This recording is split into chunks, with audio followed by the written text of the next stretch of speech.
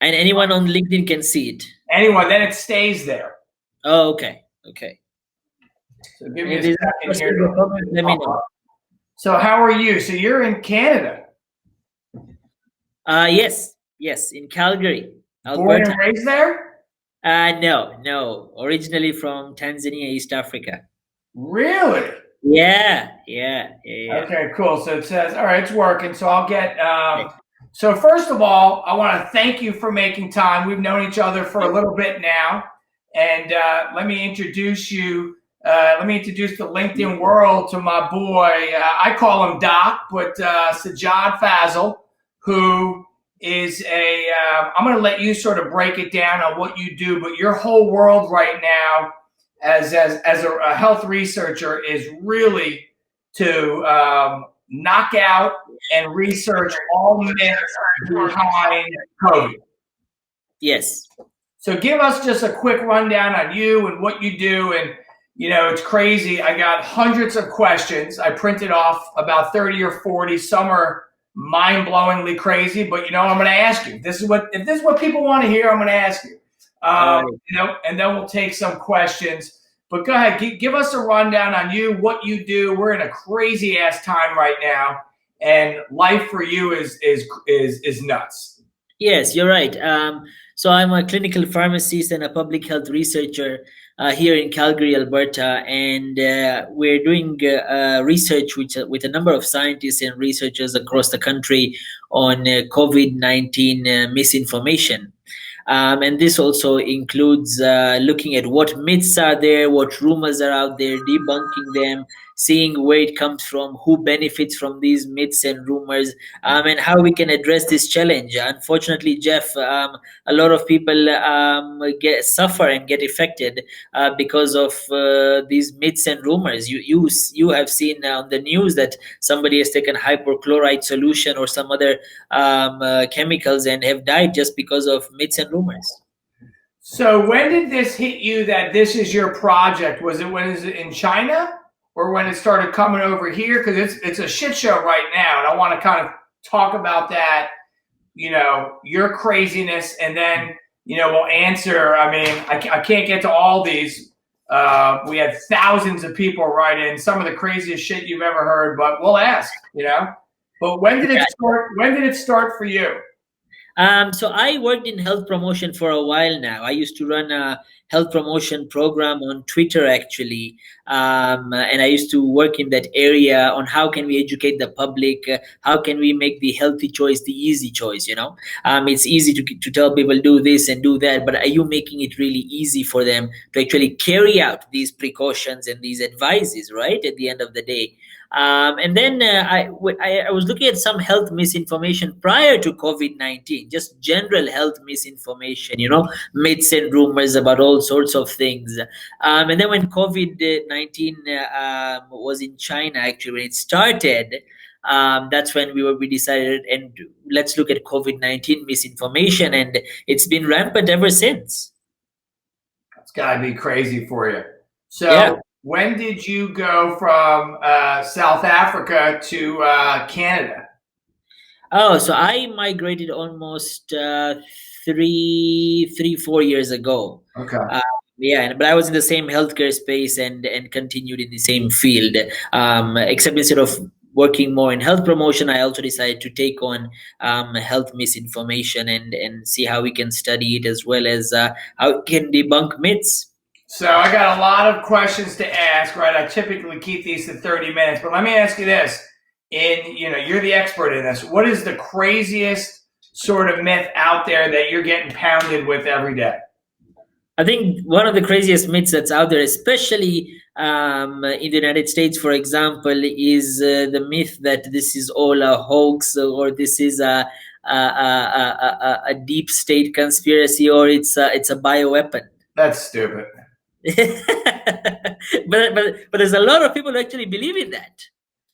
And it's sad because you have people dying, and there's still people who believe in this myth and conspiracy that, oh, this is just a bioweapon, which, by the way, it is not.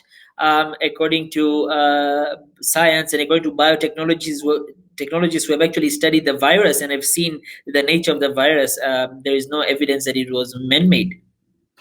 Well, funny enough, that was one I got asked about 40 times. Okay. So it's not man-made or a bioweapon. Yes, So absolutely. let me ask you this. Someone wanted me to ask you, and again, I'm just going to go down. These are our followers, right? I'm doing this for them. Is it true if you hold your breath for 10 seconds and you don't cough that you do not have COVID?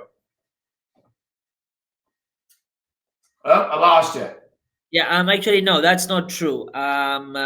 This test that if you hold your breath for 10 seconds and if you cough and if you cough, that means you have COVID. If you don't cough, you don't have COVID. That's not a true indication. That test doesn't show anything. Somebody who is older in age, they may not necessarily be able to hold their breath for 10 seconds. And so that doesn't mean they have COVID. Even there are people who are suffering from asthma and other respiratory conditions which are not COVID related, they cannot hold their breath either. And if you can hold your breath, doesn't mean you don't have COVID. I mean, that's just bogus. I don't know who makes this shit up, but okay. So talk to me right now. I know you're knee deep in vaccines, right? How they're being developed. When do you think they'll be out? When do you think the first one's out? You hear 12 months, 18 months. We're locked down till 2022. I'm gonna go ape shit, right? Give us a rundown.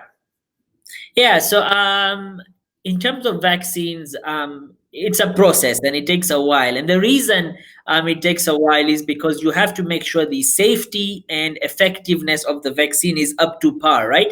You cannot be giving out people a product that does not give them any immunity against this virus.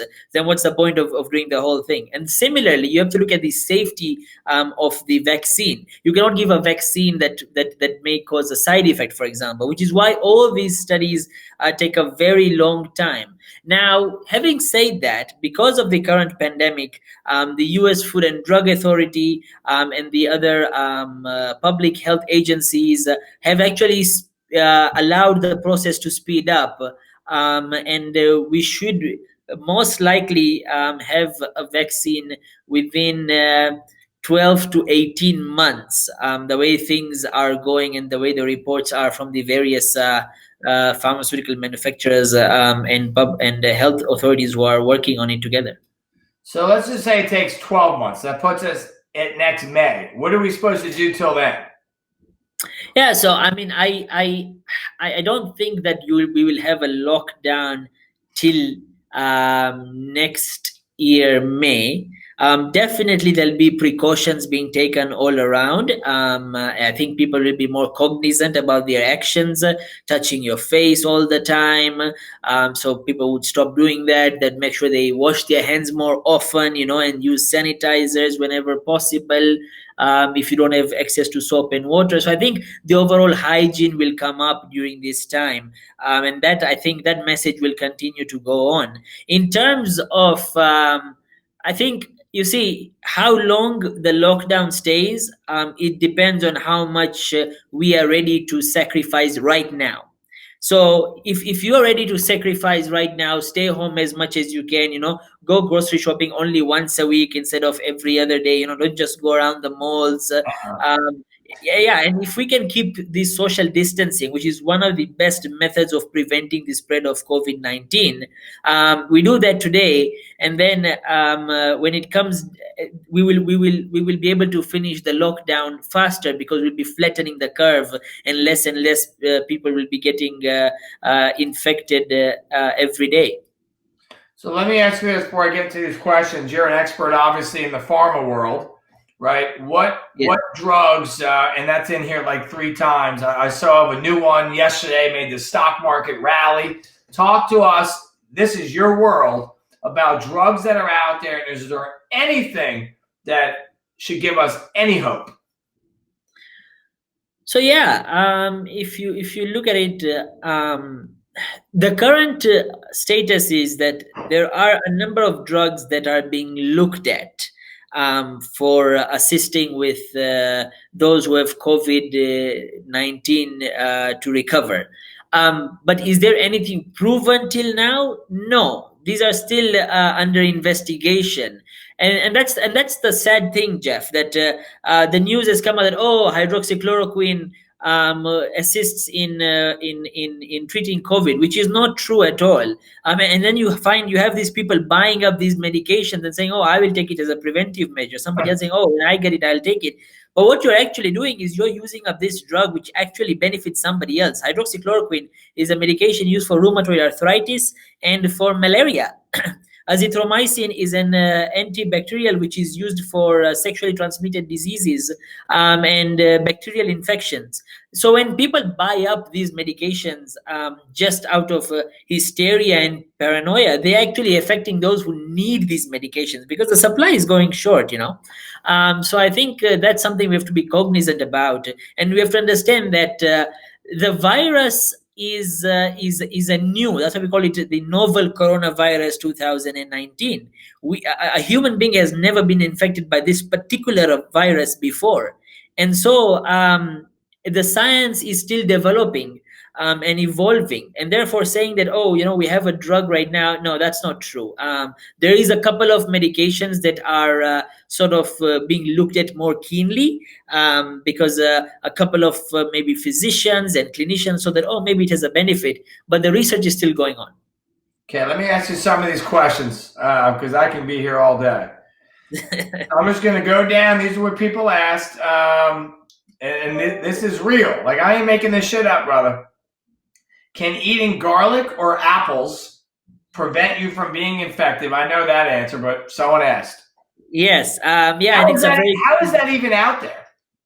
You see, there is. You see, the thing is, Jeff, we are connected as an entire world digitally, right? And so you have a myth that could start from one country and it spreads all around the world. And so that's what I think happens most of the time. In terms of garlic and apples, no. While we do say an apple a day keeps the doctor away, the eating apples will not prevent you from getting COVID-19. Neither will having garlic. There's no evidence of anything like that. So this is a big one, and I'm in the Maryland area, which on Saturday it's a law to wear a mask. I'm good, right? I have my masks. But let me ask you, are they all the same, right? Is wearing a surgical mask, what I have, just as good as throwing a bandana over your face? And by the way, are they effective, and how do you properly wear one? I have a buddy who's a police officer in New York, and he's an FBI, and he called and he said, half the people don't even put them on right. They touch the front of them. As soon as you touch them, they're dead. Give us the rundown. This is my question. All right. So yeah, it's a good question. So the effectiveness of an N95 mask, which is what's used mainly in medical practices, it's more effective at preventing, at filtering out the viruses and bacteria. And then second to that is the surgical mask. And then finally, it's these fabric cloth masks that the FDA and the CDC has advised everybody else to wear. Now, that's also because you have to take into consideration the risk, right? A healthcare professional who's in the front line there, he's at higher risk, right? So he needs that N95. But if somebody's going grocery shopping, well, probably a bandana would be all right. So that's because of your risk of getting exposed, right? And then there's another thing to keep in mind. How do you wear it effectively, as you asked? The thing is, a lot of people, as you rightfully say, they would wear a mask or they would wear a glove and then they were busy touching your face. You just nullified the entire effect of putting those things on. So make sure when you put a mask, you don't touch your face. And that is a big no-no, touching your face. Similarly, if the mask gets wet, make sure you dispose of it and wear another one if it's a surgical mask. If it's a bandana or one of those fabric masks, you can wash it in the washing machine. You can put it at hot water around 60 degrees Celsius and put some detergent and it cleans out. It will even kill the virus, and if there's any virus on it, and you can wear it again. So bandana and fabric mask, that's how it is. Make sure you cover all the way to the bridge of your nose, all the way to the bottom of your chin. Now you see a lot of people who would wear it and then their nose is exposed, or somebody wears it on their nose and their chin is exposed. That doesn't do much. So this morning I had a little a beard like you, right?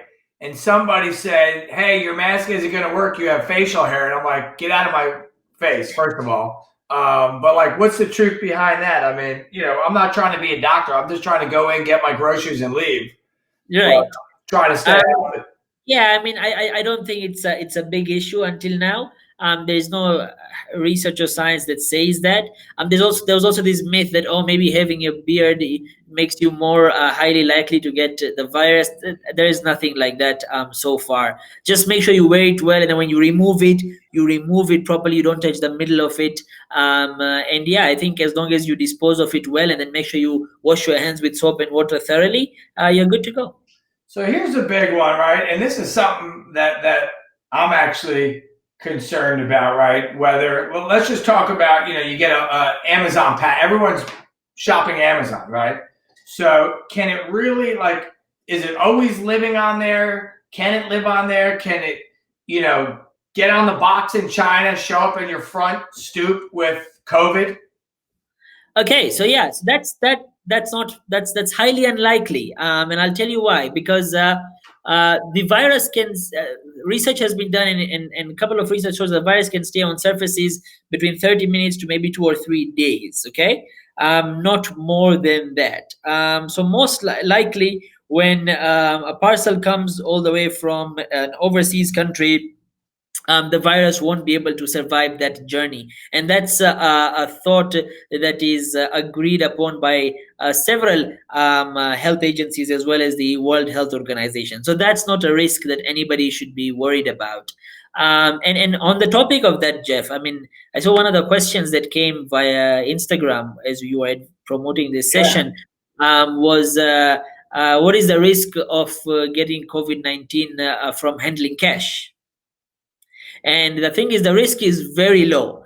It's not that it's not possible, but it's very low. So the precaution would be, as long as after you're done handling cash, you wash your hands with soap and water before you touch your face, you're good to go. Gotcha. Okay.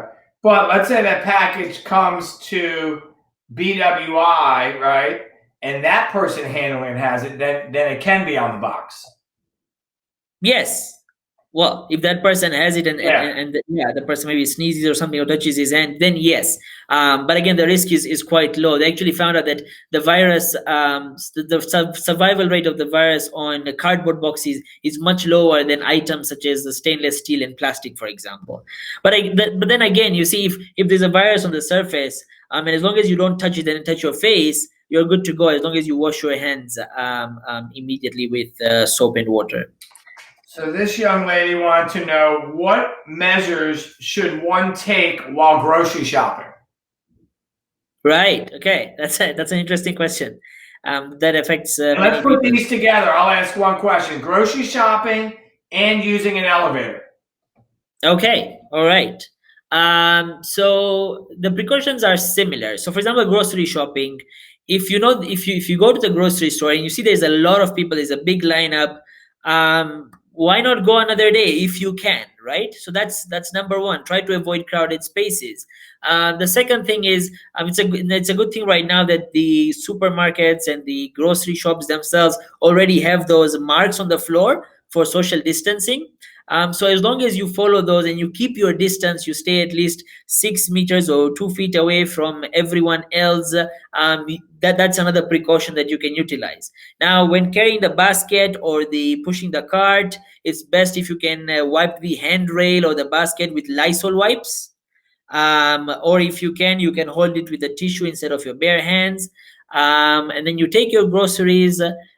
Make sure when you get back home, you keep your groceries aside. Now, this is an extra precaution. You don't necessarily have to take it, but I mean, if you want to, you might as well. Keep the groceries one side in one area, probably either in your sink or on the floor, not on the bench space, because that's what you use a lot. Make sure you take off the plastic packages of outside. You take off any wrapping and you throw it away immediately.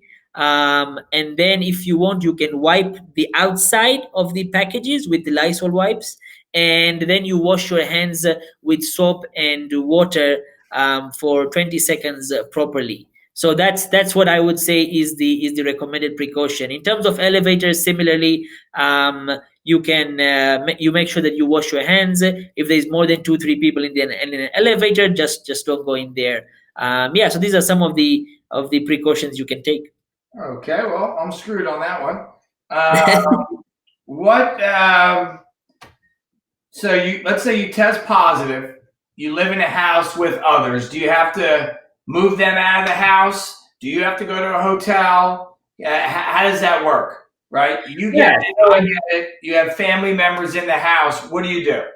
yeah, so if it's I mean, the recommended thing is, if you live in the house where someone is positive or has COVID-19, then it's best for you to actually self isolate yourself from them. So maybe stay in a separate room which has its own bathroom, or go to the basement, and make sure you wear a mask yourself, and if possible, those who are living with you also wear a mask.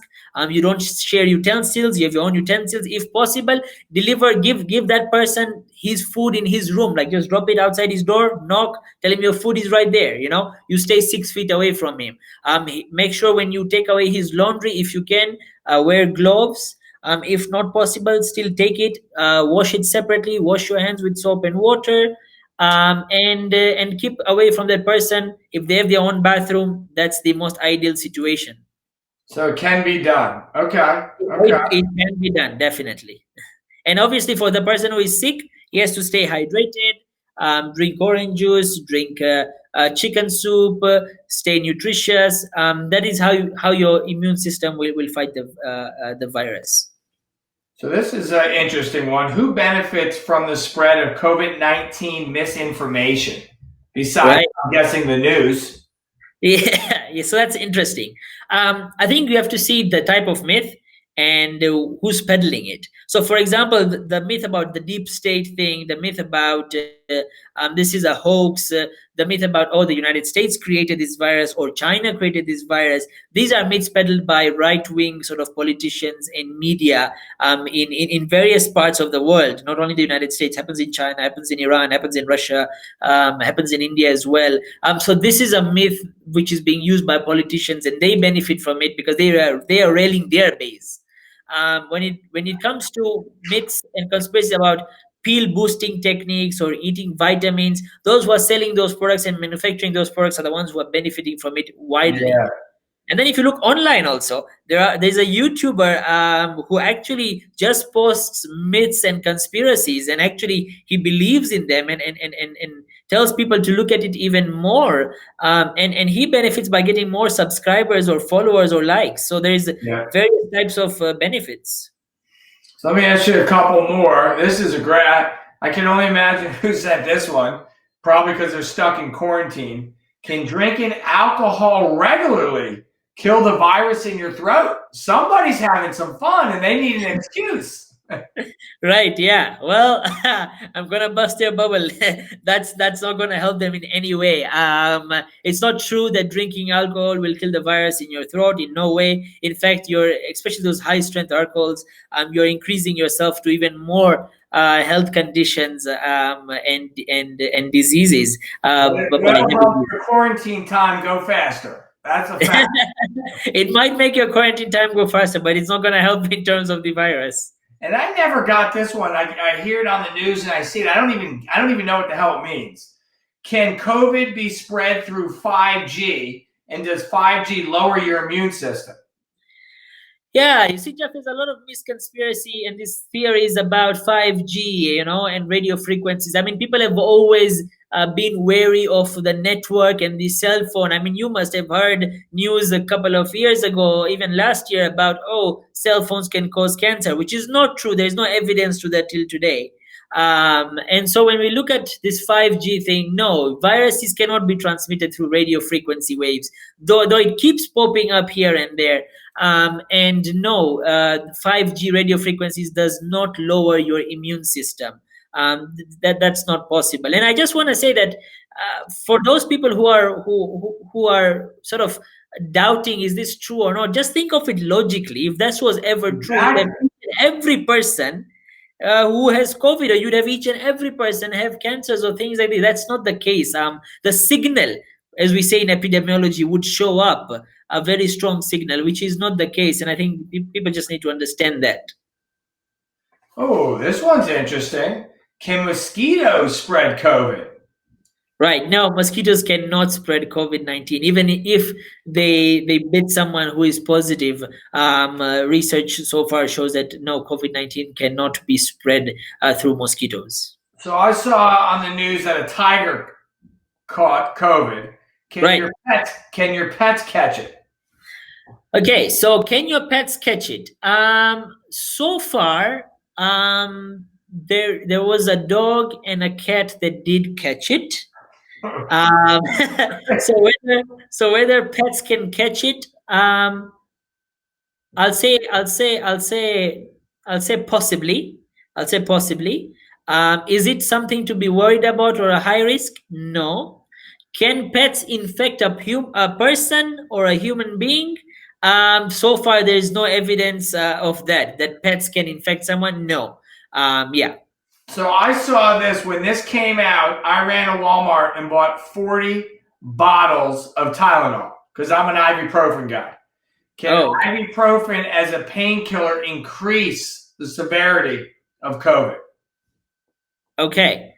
Right. Okay. So the science on this is still evolving. There have been some reports by clinicians and physicians that there may be a link between taking ibuprofen and increased severity of COVID. Not that you will get COVID easily. No, the increased severity, once you get it, the disease will be more severe.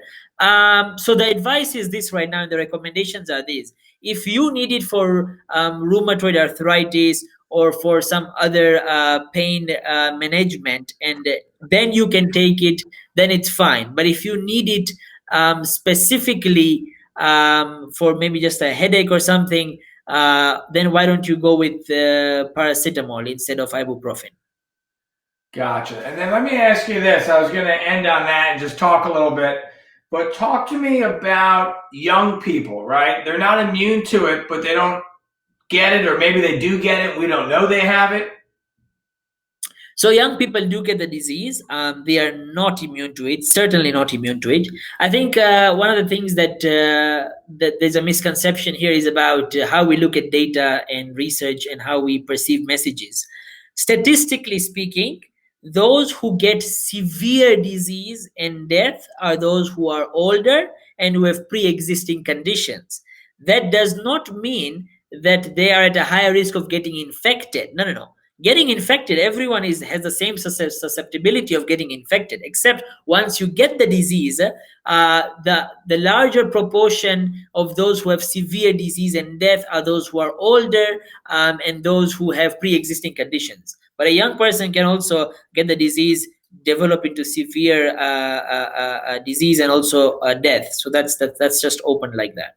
Damn. Well, anyway, we're at our 30-minute mark. I want to, first of all, as a friend, thank you. This will be aired, and I'm sure it'll get around because there are so many rumors that scare people. And when, I'm lucky I have access to someone like you. I can text you 10 times a day, but, there are people that don't have that. So I appreciate you coming on. I appreciate your hustle. I know you're working nonstop. Stay safe, and thank you. And let's catch up in a couple days. And if you need anything, I got your back, Doc. Thanks a lot, Jeff. I really appreciate it. Yep, I'll give you a call later. All right, take care. Thanks, brother. Have a good one. Bye.